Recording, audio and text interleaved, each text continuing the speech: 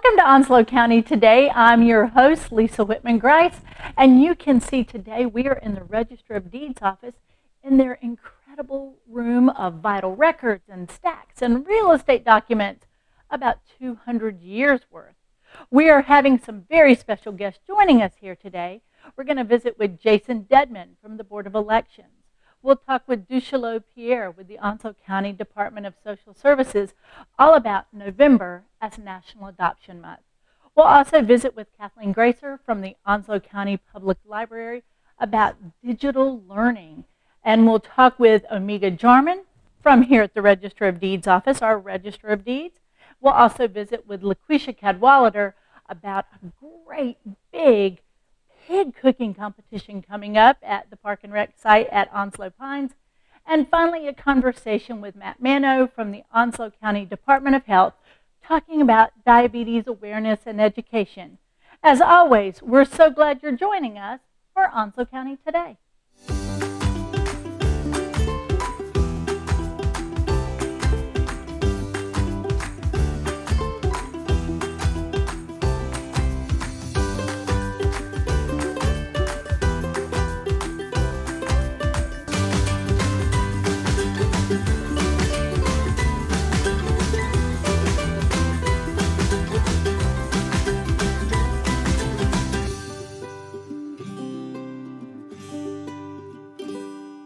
Welcome to Onslow County Today, and we have a wonderful guest with us who has only been slightly busy in the last few weeks. Jason Dedman, we're so glad to have you here from the Board of Elections. Yes, ma'am. Thank you so much for having me. So, I know it has been full speed ahead for you and your team.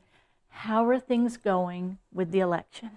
Well, so far, this is our first completed week of early voting. We've had a little over 8,000 voters. The most popular site, of course, is the Commons. They've had 3,000.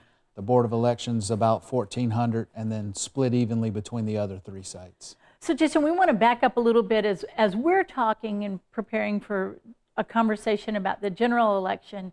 You've been having this one-stop voting going on at these different locations. And I want to talk to you a little bit first about the decision to do that, because the idea is to get as many people to participate as possible. Talk a little bit about the decision, the locations, and why those locations were selected, and then talk a little bit about the team of folks that people are meeting as they vote every day. Well, yes, ma'am. As you're aware, Onslow County geographically is a very big county. Right. So my board wants everyone to have the opportunity to vote no matter where they live within Onslow County. So prior years, maybe during a midterm, they have only had two sites, the Commons and the Board of Elections. This year, as early voting has increased in popularity, Sure. and after COVID, we added Sneads Ferry as a polling site, and so the turnout there was good. So normally we would have only 4 polling sites, even during a presidential, but now we have 5 polling sites with the addition of Sneads Ferry. Awesome. So we have the Onslow County Museum, which is in Richlands. We also have the Sneads Ferry Library, the Swansboro Library, the Board of Elections, and the Jacksonville Commons as polling sites. And they are open from 8 a.m. to 7:30 p.m. Monday through Friday, and Saturdays from 8 a.m. to 3 p.m. And that's October 20th through November 5th. So November 5th at 3 p.m. is the last chance to early vote. All right, so we're right up on that deadline. Yes, ma'am. Right up on that deadline. But the idea was really to reach out geographically, and you don't have to be in your district. If you're visiting a friend in Richlands and you're like, I need to vote, you could go there. So on those one-stop days, you haven't had to be in your main district, in your actual voting district, correct? Yes, ma'am. So there's 24 ballot styles because there's different, house seats depending upon where you live. And so, on election day, there's 24 precincts, Right. so there's 24 ballot styles. So you may live in Sneads Ferry, real close to the library, but by the time you get home, maybe that's closed. Right. But you work in Richlands. So you could go to Onslow County Museum and vote early, or change that to any other early voting site. You could vote at any of them. And let me take this as a chance to give a shout out to all of our workers. Yeah, for sure. The Onslow County Board of Elections has 5 employees that work full time. That's including me, so the director and 4 employees. Now, the population of Onslow County is over 200,000 according to the latest census. And the number of registered voters is over 117,000 registered voters.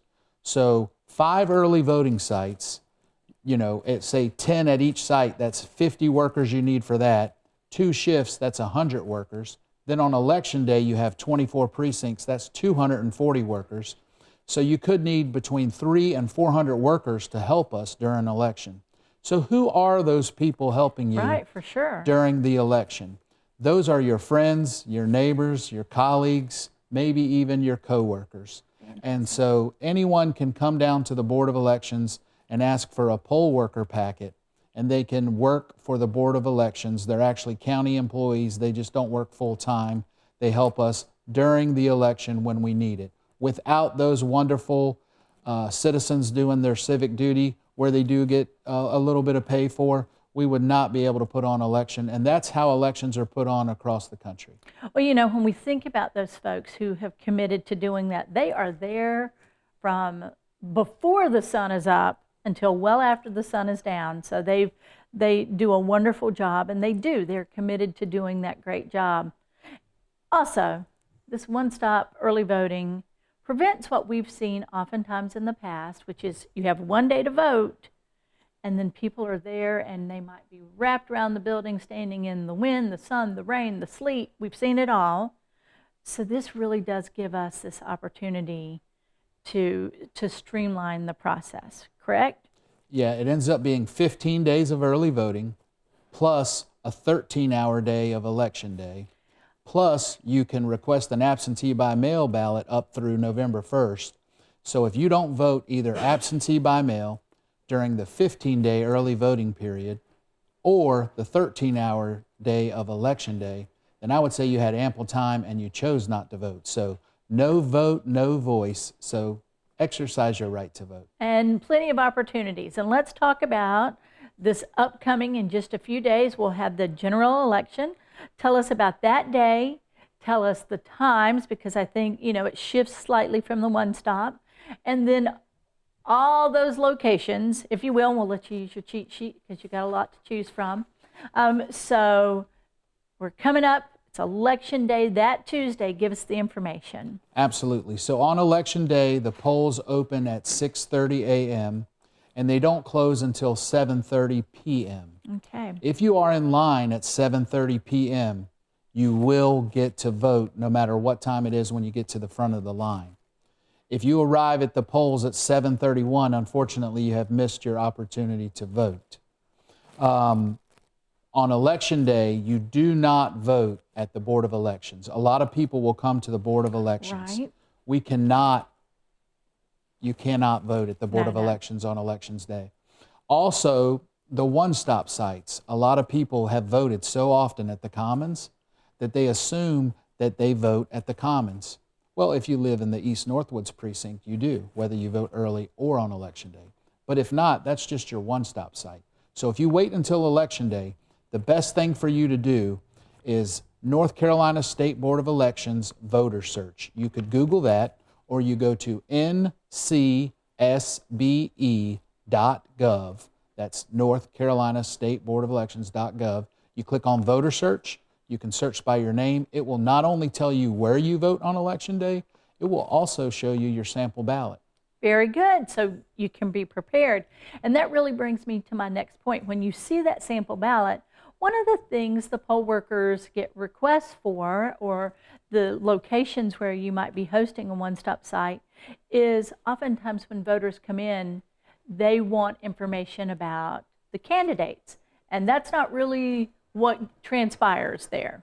Correct. So we are the referees per se. There's a big law book when it comes to elections, and personally, I've been unaffiliated since '04, and even if one of my workers or helpers is affiliated with a party, once they step inside those doors to work, you're no longer representing a party. You are representing democracy and free and fair elections. And so we're not allowed to give any information out about candidates. The only thing we can give you is a sample ballot. If someone does call our office and they say, I align with this party, who do I get up with in this party? Or I align with that party, who do I get up with? I have the name and phone number of the heads of each party, and we will share that with them, but that's about all we can do. So you just provide them to the resources to learn more. Yes, ma'am. Okay, so we're there, we're ready to vote on general election. We've stood in line, we've gotten our free pen, thank you very much, because everybody gets those awesome pens. And we leave. What do we look for in the next hours and days to come after the election? Right. So a lot of people think that Election Day ends at 7:30 on November the 8th. And it does for your average citizen. But those are unofficial results. When you get those results that night, the reason it's unofficial is that election has not yet been audited. And so we have a period that's called the canvass period. There you go. Okay. A lot of people don't believe in the integrity of the voting machines, but they shouldn't worry about that, because what happens after the election, the State Board of Elections randomly selects 2 machines for us to audit. It could be any of the one-stop sites for the whole term.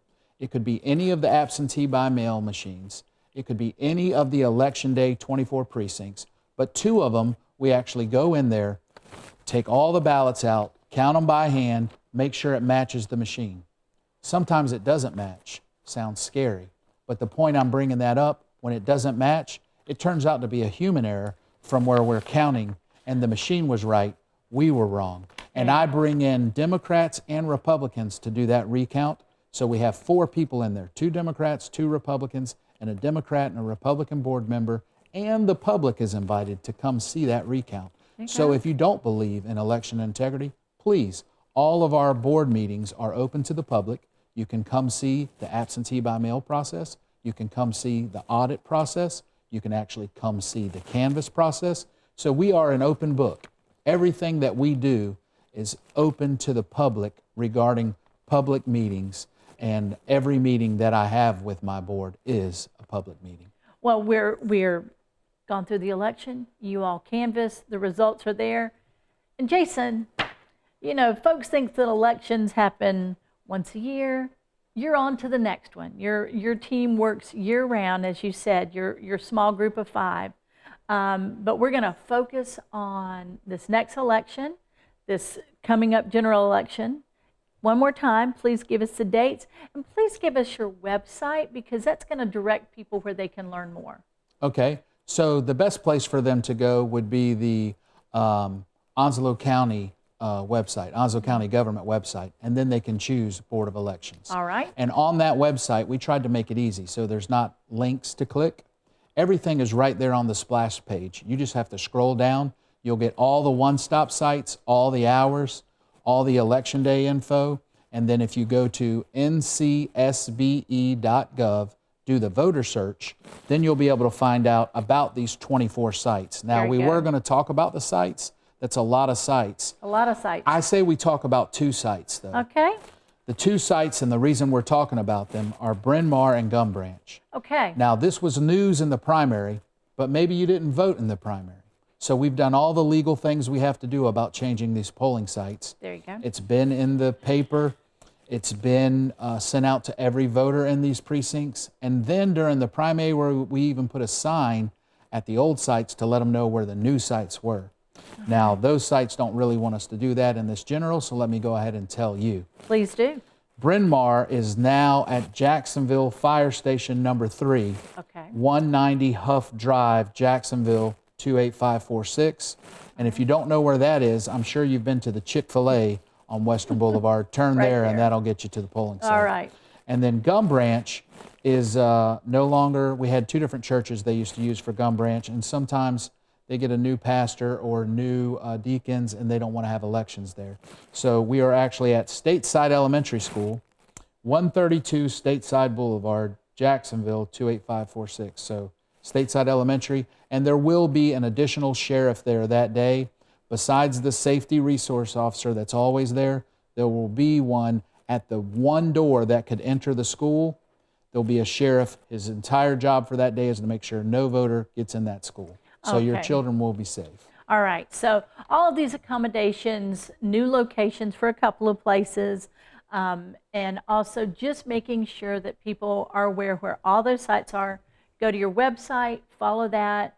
And then, of course, your team is always so helpful, Jason. We want to ask your telephone number to make sure that if people have those last-minute top-of-mind questions, who do they call? Absolutely. Any of the 5 of us would be happy to help you. And our phone number is 910-455-4484. And if I could, I'd like to give a huge shout out to Pam Smith, Marcia Gerard, and Debbie Barnes. The 3 of them have helped us before this election. They also helped during the election, but they are true democracy heroes. And so is everyone who helps us with elections, but they've gone above and beyond. So I'd like to get a little plug in for them if I could. All of the folks who care about letting everybody get their vote in, and your team and all of these folks, congratulations to y'all for all the hard work. Thank you for what you do. And we're going to just make sure folks know exactly what to do on that upcoming election, general election day. Jason, as always, again, doesn't stop on Tuesday. The work continues, so we appreciate all that you do. Well, yes, ma'am, and thank you so much for having me. And there is some controversy about voter history. So your voter history, if you vote on election day, it will not show until after canvass. So canvass is on the 18th. So Okay. don't look on election day or before the 18th and you don't have voter history and think your vote didn't count. That happened in 2020, but no one ever looked before, so they weren't aware that they have to wait till after canvass to see their voter history if they vote on election day. Last little thing, I'm sorry, That's I need to okay. sneak in there. No, all great points and all things that we all need to know. So we thank you so much, and thanks for sharing all those great ideas. Thank you so much for having me.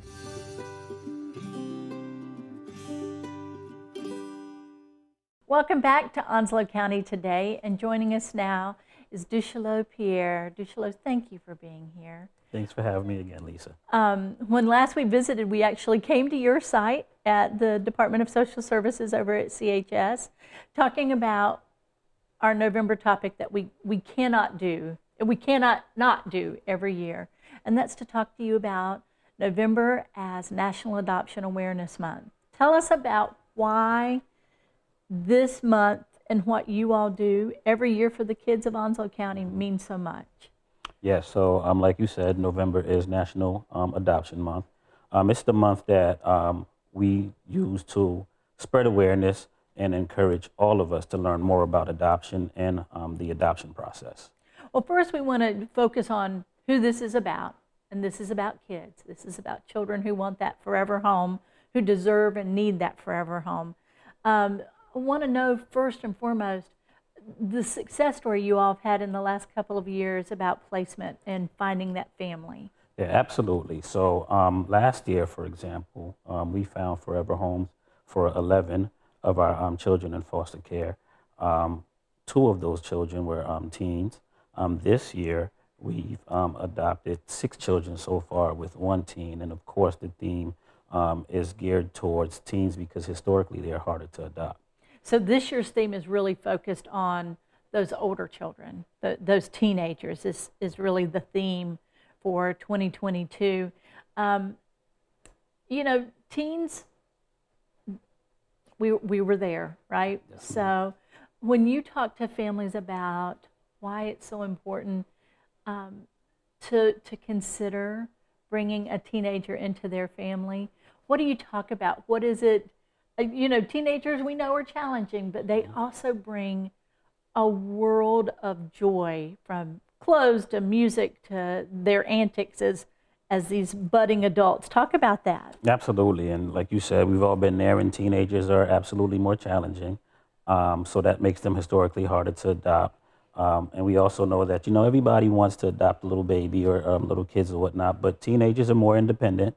You know, their personality has already blossomed or whatnot. They have more of an idea of a sense of self and where they want to go. Our main focus is, with the kids that we have in care, a lot of them been in care for anywhere from 3 to 8 years in the foster care system. So it's important for us to help facilitate and try to find them that forever home. Well, when I think about that, I think about, a 16-year-old who's been in foster care for 8 years. That's half of their life, right? That's half of their Absolutely. life that they've been sort of waiting and trying to find that connection and for that family to find them. Talk to me about the families who make that decision to bring a teen into their home. Not just the personality of the teen, but why does that teen need you? Well, every child deserves security, and every child deserves to find that forever home, no matter what their situation is or what they've been through. And they long for that and they look for that. And we have a lot of great families out here that are looking for teens, and I'm looking for children that are a little bit more independent. So that's what we're promoting. And you're also, when you bring that teen into your home, you're really ushering them into the next step, into adulthood, whether that's college or the workforce or anywhere else. And there's some pretty magical moments that come along with being a teen, from school success and sports and all of the things and involvement that teens get to do. Absolutely, absolutely. Just helping and watching the effect that you have as a parent to help mold that child into adulthood. It's very, very rewarding. Well, we want to then talk about the process. So, someone's at home and thinking, this is something that's been in my heart for a while, but I've not taken that next step. If this is something that they have, speaking to them, what do they need to do? How do they need to reach out to you and your team? Of course, we're a foster care agency, but we also do licensing. Our licensing supervisor, John Heinzman, phone number 910-219-1956, Okay. is a great source to contact, and he will give you all the information about the licensing process or whatnot. I supervise adoption, and you could also contact me at 910-219-1914, and I'll explain to you the process about adoption and the fostering process and everything else.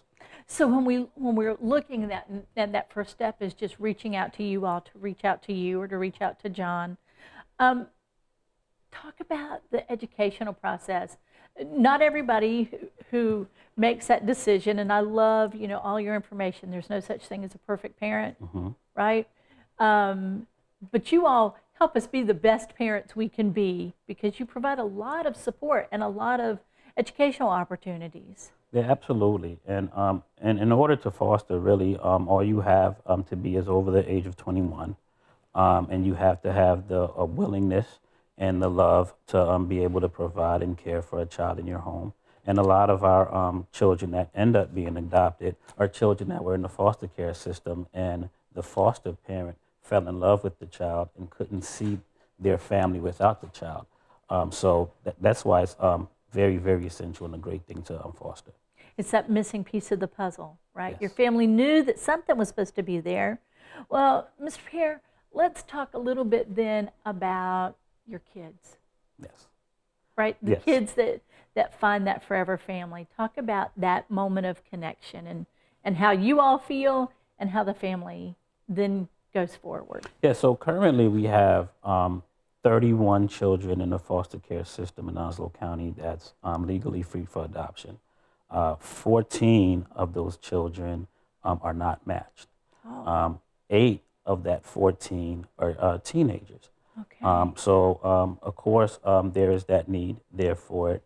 But the process of those children being in those homes and, knowing that security of, this is mom and this is dad, and, I'm safe and I'm not going anywhere.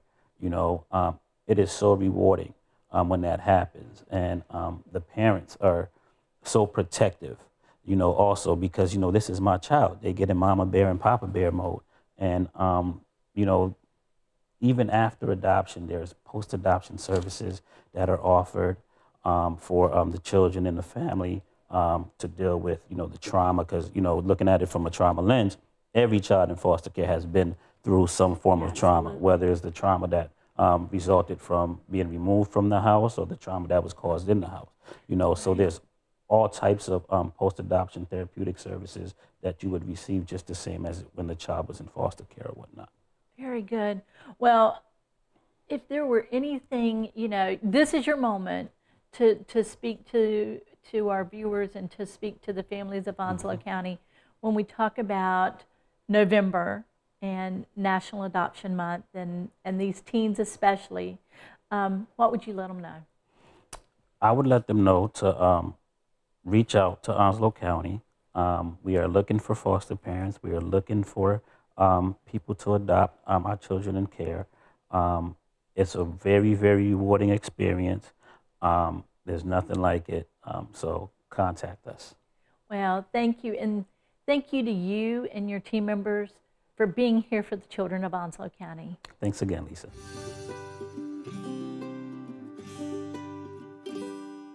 Welcome back to Onslow County Today.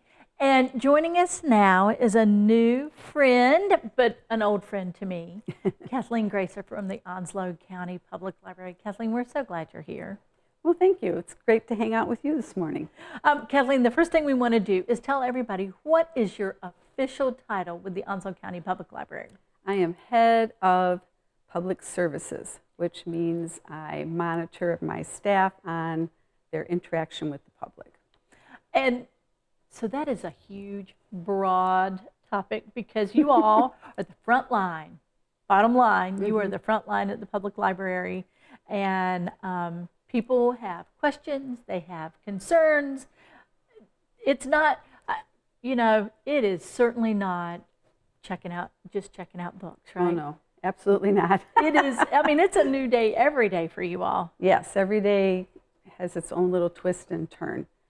Whether it's someone needing help looking for a job, how to apply online, needing aid for someplace to live. I don't know, the list goes on and on. Need to print wirelessly. It's, and when people walk in that front door, they know, and that's the best part of what you all do, they know that you are the best, most credible resource. Ask a librarian, right? Yes, we get random phone calls about the craziest things. But you know the answer. That's the fun part. Or we find out.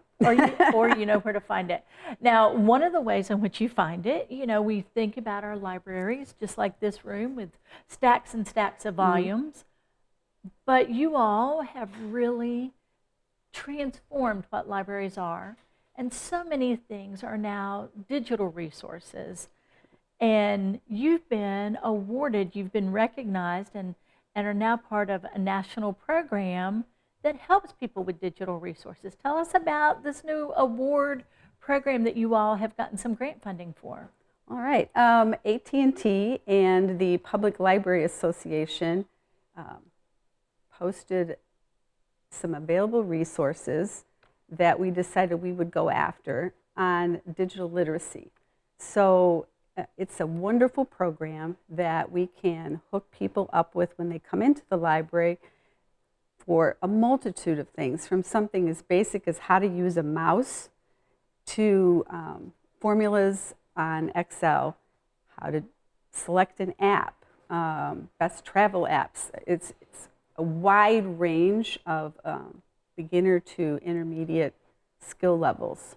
Well, when I'm at the library and I see kids come in, it is second nature, right? They don't even think twice. Right. And and we're gone and we're done.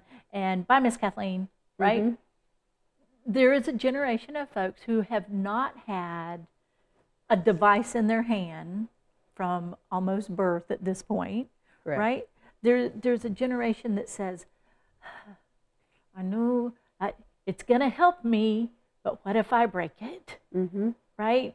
And so the computer, they don't see the ease or the access that it gives them because of a certain wall or intimidation. This is what this grant is for. Oh, right? absolutely. to your point, if I have a problem, I just ask my grandson. And since he was like 5, he could show me things about my phone I had no idea about. Right. But there's a lot of folks that don't have someone to ask. Sure. And they come in needing help. We had only one person at our first event, and she was basically, I want to say, locked into her home and her life because of her fear of being scammed if she answered the phone or scammed if she went online. And to watch her take that basic information about the internet, something as simple as identifying the little lock on the toolbar at the address that you're at, was transforming for her. She just wanted to be able to order something without having to go through her daughter, and now she understood that. Oh my God. Or making a password. And I just felt like we opened the door and let her back into her life so that she was comfortable with operating things that she needed without having to ask someone else all the time for help. Well, you know, it can be scary. We hear all the time, oh, make sure you don't click on that link. Right? I mean, that sort of has become this, you know, this warning bell for all of us. Be careful what you click on. And so it had become to the extreme for her that this was a place of fear. Right. And you helped take that away. Yes. And she brought more people with her the next time. So talk about who's coming to these classes. She was your first participant, and now the numbers are growing. Yes. We actually more than doubled the second time. She brought her sister, and we had several other ladies, including some Spanish-speaking gals that were needing help. In particular, there was one lady that needed help learning how to apply for a job online. There's not many places that do paper applications anymore, so you have uploading processes and all of this. So we, again, went through basic internet again because everyone there was needing that. So we just went back through that one instead of the one we had selected. And at the end, we were able to give her the site, which is digitallearning.org, and she was able to log on there from home if she had the computer access, or come to the library. And there were 3 classes specifically for her needs. One was on resume, one was on where to look for jobs online, and the other one was how to apply for a job online. And I think the classes were under an hour for all 3, but all the information she needed there was right at her fingertips to make her feel comfortable, and even there to refer back to if she missed something. And that's, you know, oftentimes with webinars or online learning, you're done, and this allows you very much like a textbook to go back. Correct. Now, you all, it's not just that you received this award and you're one of 160 in the country. 160 in the country and one of 3 in North Carolina. So we're very proud of it. You should be very proud of it. And the work that you all do, just giving people access to knowledge and information is beyond commendable. Now, you do have some classes coming up. We do, and I'm Okay. going to read those off so I don't give anybody misinformation. Sure. Jacksonville branch here in town has a class on November 16th and January 23rd. Okay. They're both at 10 a.m. Swansboro is jumping on the wagon with us, and they are going to have classes January 13th and February 3rd, also at 10 a.m. All right. And you can visit the Onslow County Public Library website for other events that will be coming up after that point. All right, so you can learn on your own, and you all are going to help people learn how to do that. So if once they get comfortable, they can proceed with all kinds of other digital learning opportunities. Yes. Just making them comfortable with the pieces parts, so the mouse and the keyboard and what your screen should look like. And then the world is theirs. Yes, Right. it's fantastic. And I have to say, I was being a little territorial in not wanting to hand out the resource because it's like we wanted them to come because we enjoy the interaction with the people that come into the classes. But they were all like, well, you're still having the classes, right? So they also enjoyed being able to ask questions and interact with us and ask things specifically. So, and that was fun because when we went out to the computers to practice the activities, they were able to, I asked them, like, what are you here for? Right. And a couple of them wanted to know how to look for books. And so after the class, I showed them how to use our catalog and a really good fiction site for the information they wanted. The other lady, we showed her the jobs stuff. So we were able to tailor it at the end with their specific needs and help them as well. So it was very exciting. And it's also going to help all those people that come in just off the street. I need help right now. I need to do this. Yeah. And unfortunately, we don't always have someone available at that moment to sit down with them for an hour. So we have them do book a librarian. Well, this is going to speed up that process. They won't have to come a second time. We can put them at a computer and get them the resource they need as far as I need help setting up my Facebook or using my phone. And they can sit down and walk through that process themselves on so many different subjects. You know, the world of the librarian is always about being that person that we can ask. And it can be in person or it can be digital. True. But ultimately, there you are, Kathleen, making sure people have what they need. We want to let folks know they can certainly go to your website. You all have an awesome social media presence. As a matter of fact, I know you have a new communications person, so we're going to be seeing some really cool stuff coming up. But just in general, if they need to talk to a librarian, what's the main number at Main Branch that they can call just to get that basic information and you send them on, get them started? 910-455-7350. Okay, so the digital learning classes both will be at Main Branch and then also in Swansboro. Correct. And then they can always go online, see everything that you're doing. You know, just ask a librarian. They'll know. Absolutely. Well, it has been awesome having you here. Kathleen, is there anything else you want to add or last minute just remind people about anything about the digital learning program or the Onslow County Public Library in general?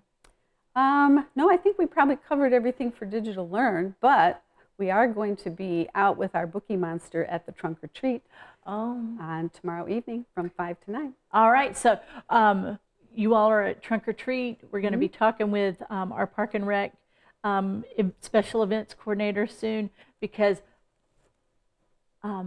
Bookie Monster will be a little bit before we're on, but there's always some great opportunity. Holidays are coming up. You guys, the library is the place to be. Oh, that's right. I forgot about that. That's okay. That's all right. There's plenty of action going on at the public library. And as I learned, as you and I became friends this summer, libraries are not anymore. They're exciting, fun places to be. Yeah, very exciting. So, thank you, Kathleen. Thank you.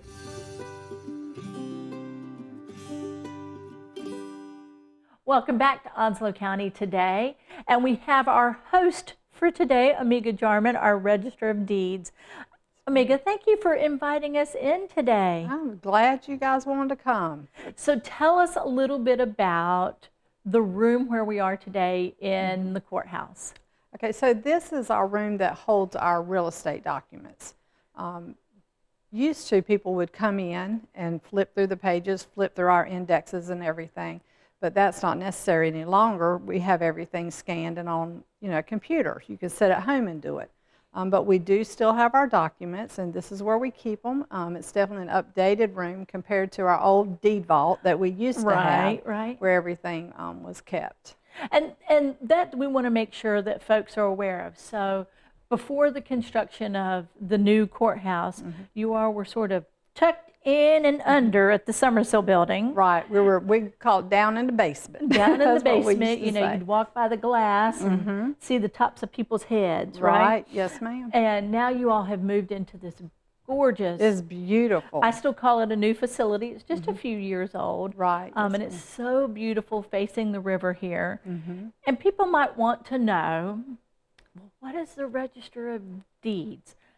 Right, so let's just give people sort of a Cliff Note version, if you will. Okay. What is your job, ma'am, and your team of folks? Right. So there are 8 of us, and we are the keepers of real estate, for one thing. Anything that deals with property in Onslow County should be recorded here in our office. We also do vital records, birth, death, marriages, DD 214. So when the military retire, they can file their DD 214 with us, and we have it in safekeeping for them. We do suggest that they do that, because if they were to lose their originals, then we could do certified copies for them, and that works just like an original. But if someone was born here, passed away here, purchased marriage license here, we would have all of that for them. Now, you all sometimes are record breaking when it comes to things like marriage records and birth certificates, Yes, correct? ma'am. Yes, ma'am. I mean, We this do a is lot the of them. place. I actually did print off how many that Oh, we great. have done. So the most current one is that I have is in September. In September, we recorded 867 deeds. Okay. But then for births, we had 139. We had 83 deaths. And those have actually come down a little, which is nice. You know. Right, sure. Then in August, we had 1,047 deeds that we recorded.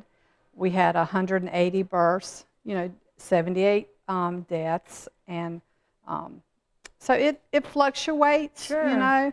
So, but we do stay very busy. We also do deeds of trust, anything dealing maps, that deals with real estate.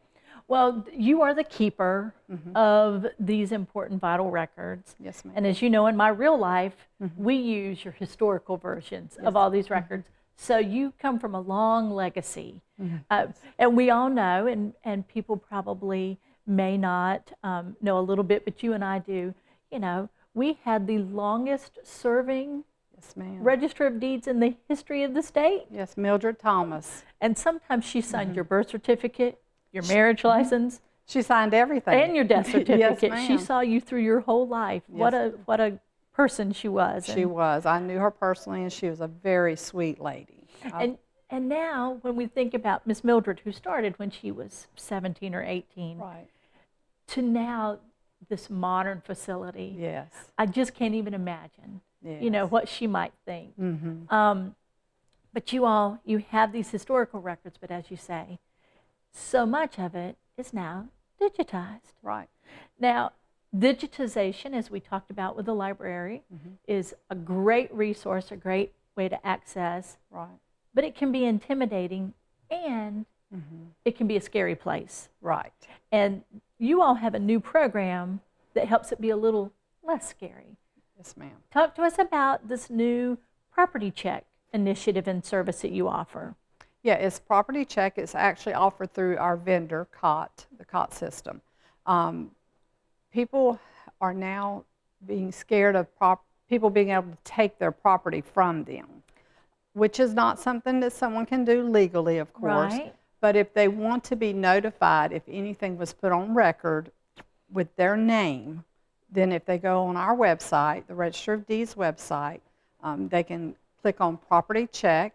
They can file their name in any manner that it would be filed on a document.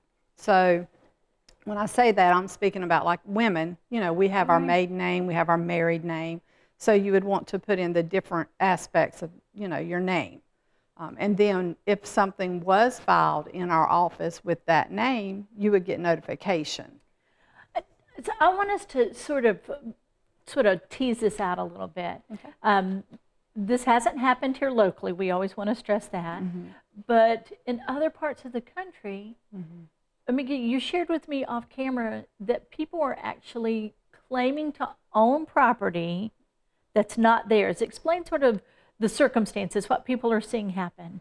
I have people call stating that when they went on like Zulu or Google or somewhere, really, I don't want to say where because I'm not 100%. They might just go onto a site. Onto a site, they'll say, when I look up my property, it says John Smith owns my property, but I'm the owner of my property. So this scares them. So we'll check, our records, and we see that their deed is recorded. We'll double check like with the tax office. to see whose name they still have it in, and they'll have it still in that person's name, of course. There's nothing transferring the property out of their name in our office. It's just somehow people are able to manipulate the system to where it appears that they now own that property. It's a scam. Right. Of So course. that's why Property Check is a great tool, and it is a free tool. Okay. So people can just go on our website and, enter their name, and it's safe because you set up a four-number password. So you're the only one that actually has access to your account. You're going to be setting up an account, and that account is secure, and you would get like a text or email is the way that you would be notified if a document's recorded in your name. Unfortunately, we can't notify you until the document is recorded, but at least now you would be aware that something was recorded and you'd be able to take action. It's really a peace of mind. Yes, ma'am. Or it's really about peace of mind.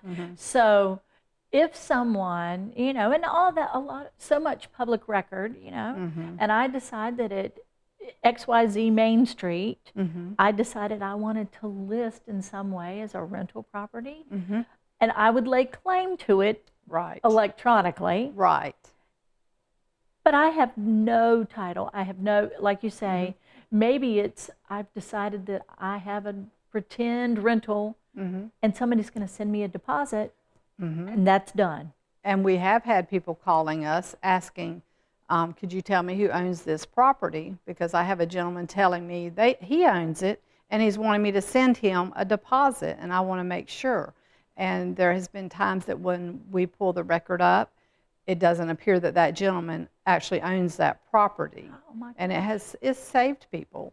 Well, just knowing that you all are here to help them with that resource. And as you say, you go online, you register, and most importantly, it's free. It's not a service that you pay for. Right, and there are some companies out there that will notify people or try to get them to purchase a service from them that is going to protect their property. Sure. I'm not going to say that's a scam. I'm not going to say it's not legal, because it is a legal service, but you can do it on our website for free. For free. There's no reason to pay for that. Okay. Well, again, that's just one more step in sort of the evolution of the tremendous service that you all offer here. The last thing we do want to point out, and maybe folks aren't aware yet, again, we don't always live in an 8-to-5 world. Right.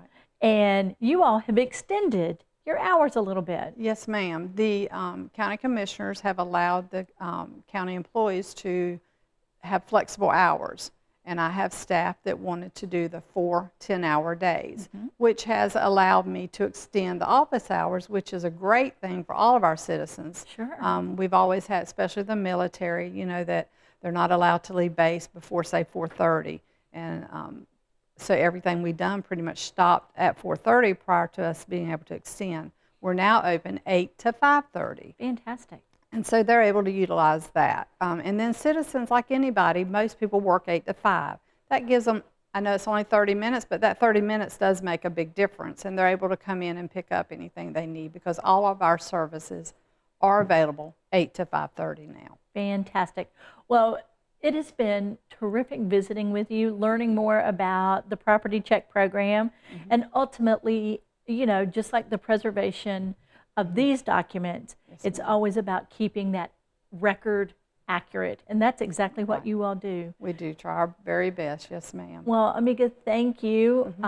Again, let's direct folks. They can go to the Onslow County website to learn more. Yes, ma'am. The website you can go to is www.onslowcountync.gov/register. Okay. That will bring you directly to our website. If you scroll down, you're going to see great big across the bottom, Property Check. They would just click on that, and then it gives them the steps to take. But of course, we are here 8 to 5:30. We're happy to help anyone. They can call us. If they need any help, we'll direct them, try to guide them through.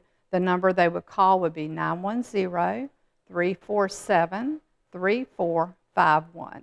Well, thank you, Amiga. Thank you for letting us be here and for sharing your space with us. So happy to have you guys. Thank you.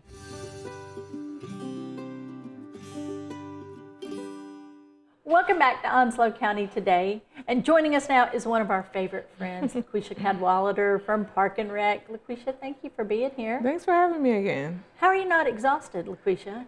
Like there were just ghouls and goblins and monsters and Yeah. I don't know, what else was there, ninjas? There's plenty. I am. I just hide it well.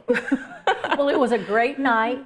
Thank you for letting us be part of that cool celebration. Yes, ma'am. Absolutely. And you didn't stop. No. Like Halloween's over, candy's all gone, That's right. and now we get to eat some barbecue. It's time for barbecue. Yes, So ma'am. this is a new event for you all? This is new. Our first one ever, the Coastal Pig Out Barbecue Festival. It's coming to Onslow Pines. Yes, brand new, and we are very excited about it. So what was sort of the inspiration for wanting to have a barbecue celebration? Because everyone else is doing it, and we have to go with the crowd. Everybody's doing it, and we just thought our community would love something fun and exciting, something new and innovative, so why not do it? All the cool kids eat barbecue, Right. right? Right. Or cook barbecue. Yes. Now, really and truly, when we think about Eastern North Carolina, because North Carolina, we take our barbecue seriously. Very much so. Like, it might say it's fun, but this is hardcore. Yes. And in Eastern North Carolina, we are prideful about what makes ours special. Yes. So what have you heard already from folks who are pondering competing? Oh, it's serious. It's very serious. And like you said, we take our barbecue very seriously. So we've got some cooks coming from all over that have done it many, many times in different competitions. Awesome. And they are ready to come with their cookers, and we're going to supply the whole hogs for them. Okay. So they're going to stay overnight in our park and be ready to cook, and they're ready. Now, you say that you're supplying the hogs. So if I am a barbecue competitor, what do I need to do? How do I need to register? What's the cost? And how do I make sure I secure a spot for my cooker? There is a $100 entry fee. Okay. And you go to onslow.recdesk.com Okay. to register. All right. You can have up to 4 team members, but you register that way, and then you get a chance to win some really big cash prizes. The first place prize is $1,000. Holy cow. Yes, ma'am. The second place is $500. Third place is $250. And then if you are going to be a part of the People's Choice, you get a chance to win $750. Fantastic. Now, I register, I show up, I get, my particular hog for cooking, right? And then we compete all day, sit out there all night. I'm just telling you, LaQuisha, I can smell it now. That is going to be magic. Yes, it is. On November 18th is our Kids Q competition. That's going to be our kids' night. Okay. And that's from 5 to 9. So the kids get to come out, and they range from ages 6 to 17. So 2 different age groups, and they get to cook a hamburger or they get to cook a pork chop. Okay. Yes. You got to start out slow. You can't do a whole hog. That's right. Start out with a pork chop. Exactly. Okay. Yes. Is there a fee for the kids to participate, or is this free and open? Yes, it's a $30 entry fee. Okay. And they get a chance to win some prizes. Not as steep as the whole hog competitions, Right. but they'll go home with something. Well, we want to let folks know that when you do compete in these barbecue competitions, even though I volunteered to judge, you have a core of professionally certified barbecue judges coming in. Yes, these are sanctioned judges. We are sanctioned through NC Port Council. Oh, that's a big deal. Yes. Yeah. So this is a big deal. Yes. Official competition. All right. So this is not us in the backyard. No. These are the folks that we sometimes see on those cooking competitions on TV. Yes. Right? So these sanctioned judges coming in, and they really know, right? It's texture and taste and seasoning, Yes. right? All of that. Presentation and all of that good stuff. Yes, ma'am. All right. So you've already got me hungry, thinking about barbecue. If I'm a member of the public, when do I get to go and enjoy the fruits, if you will, of this competition? So the kids competition on November 18th, it starts at 5 until 9 p.m. There'll be a DJ. We're going to do some axe throwing. a kid zone. So you can come out and enjoy that even while the kids are cooking. Okay. And then on November 19th, which is the whole hall cook competition, you can come out and it starts at 10. It's from 10 to 4 p.m. All right. The judging will be done during that time frame as well, but there's going to be live entertainment. A band will be there. Again, axe throwing, just a lot of fun activities. And we will have the People's Choice. So they'll get a chance to go around and sample the cook's pig, and they get to vote. So it'll be fun. There'll be a lot to do for the family. So we start off on the 18th, kids competition, and the big guys roll in and set all their stuff up, and they cook all night. Yes, ma'am. And then everything opens. There's some things that night, but then the next day is when we get the judging of the adult barbecue, the adult cooked barbecue. Yes. And then you're still going to have music. Yes. And interactive games and axe throwing, which is all the latest trend. Yes. And it's just a whole weekend. Like if you drive down Onslow Pines Road, you probably just smell that barbecue You smell will. and be drawn into the parking lot. Yes, ma'am. Absolutely. Well, LaQuisha, one of the things when people move here, and we've heard this time and again, when you move to North Carolina, and especially Eastern North Carolina, the idea of explaining what a pig picking is to people who aren't from here, how would you describe it?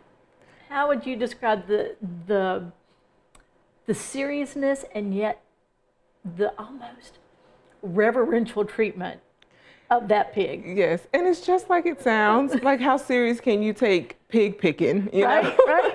So, and it's just that. They come in, they cook the hog, and you get a chance, they're going to pick it apart, but you get a chance to indulge in it and see what these cooks are all about. Well, I don't know where you stand, but I'm a vinegar, hot pepper person. Yes, ma'am. Me too. Eastern North Carolina all the way. Yes, indeed. All right, LaQuisha, again, let's send folks to your website and your telephone number to find out more. Yes, go to onslow.recdesk.com and always visit the county website, onslowcountync.gov. If you have any questions, you can call our office at 910-347-5332, and we'll be happy to assist you. Thank you, LaQuisha, for being here. Yes, thank you. Rest up a little bit because a big night's coming. Yes, ma'am, it is. Thank you.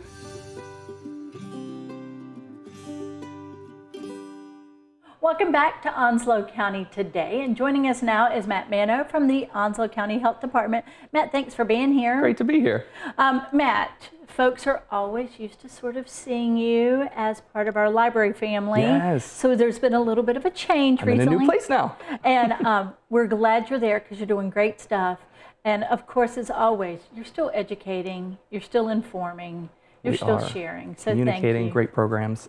Well, you're getting to work with a whole sort of new audience and a whole new group of folks. Yes. And you've jumped in with both feet. Yeah, we're not starting slow. We are going at it. We're ready to roll. Well, fantastic. So we want to talk about November as National Diabetes Month. Absolutely. And let's first talk about, our health department is such a great resource. And the first source that they provide is just general information. Give us a little bit of background about why this is important to our community health, which is what our health department is all about. For sure. We have a ton of services, of course, that we're offering at the health department.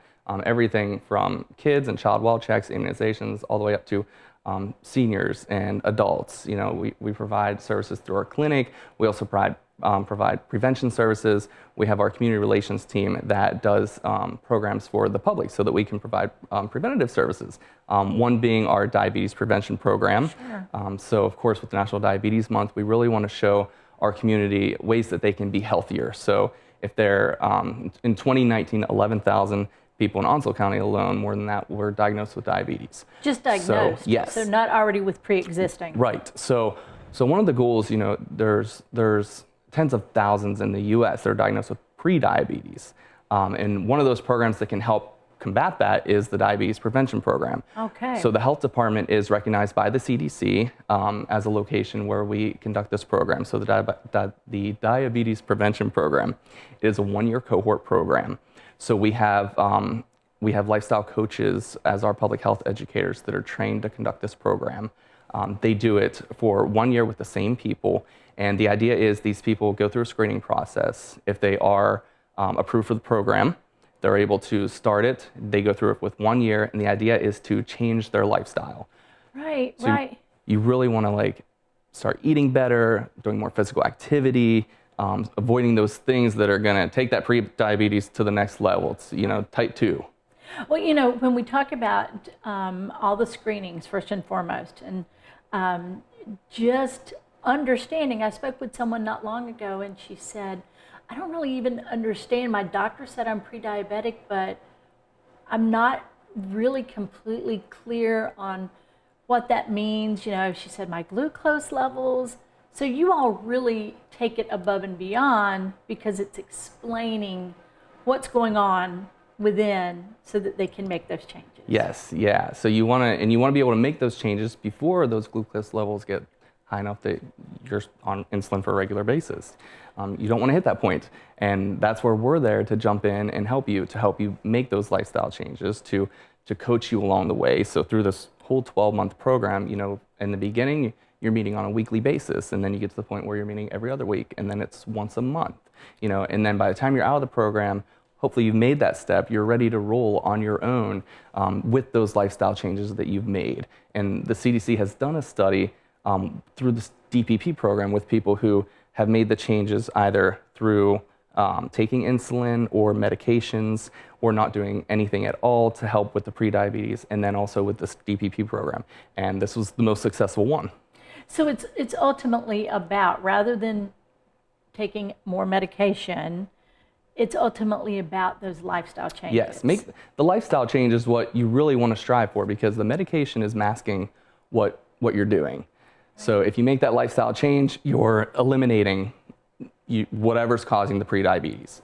Now, and when we say that, if you're making a decision to eat more mindfully, and the choices that you make, and exercising and getting those extra steps in, that doesn't just affect your diabetes either. No. I mean, it's holistic. It can be effective for anything chronic that's happening in your life. Any chronic diseases, those are really, if you get down to the root cause, eat better, eat healthy, strive for 150 minutes of exercise a week, and you will feel better.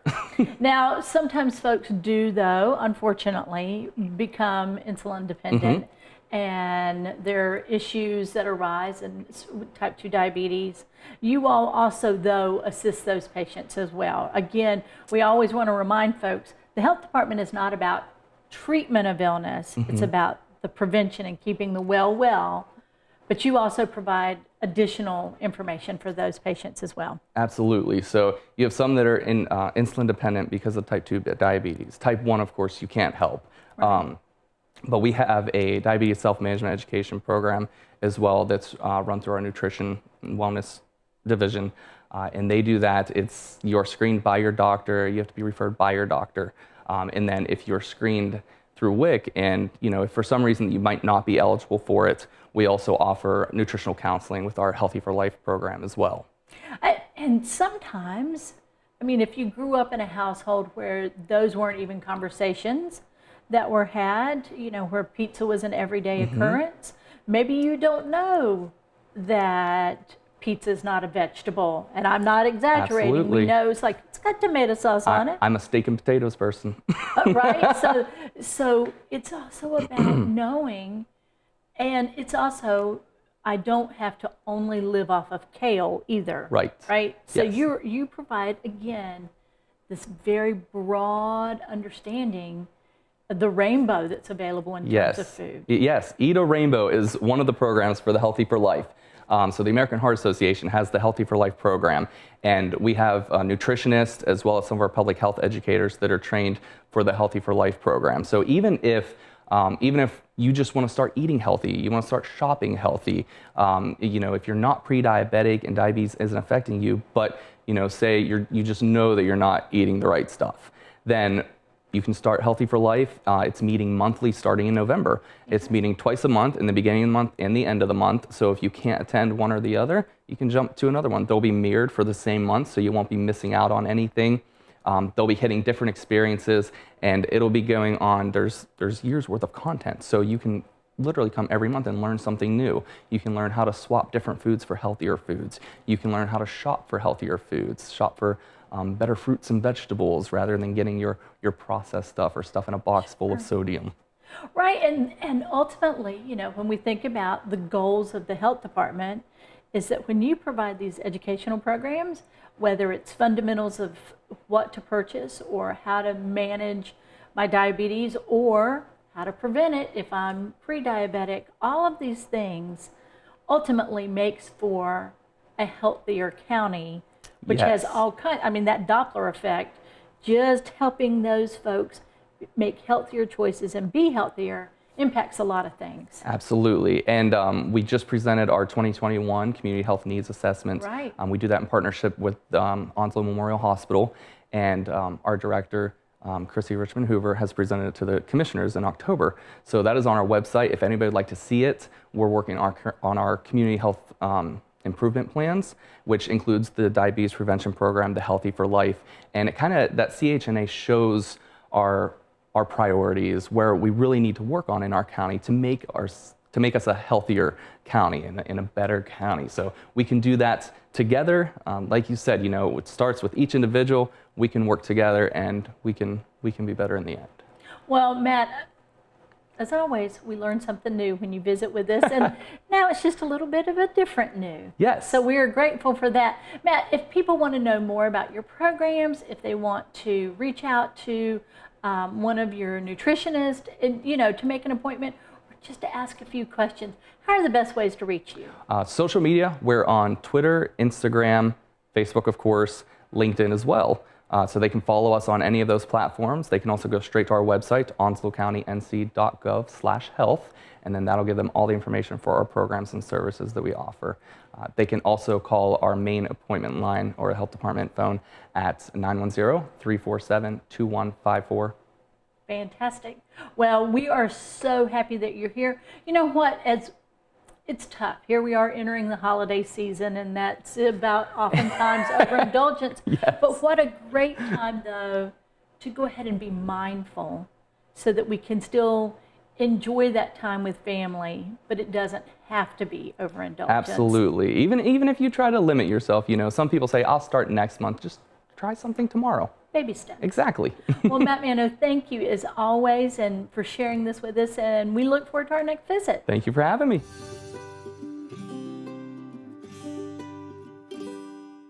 As always, we are so thankful that you've joined us for Onslow County Today, and a very special thank you to the Register of Deeds, Amiga Jarman, for inviting us into this very special spot today to host our show.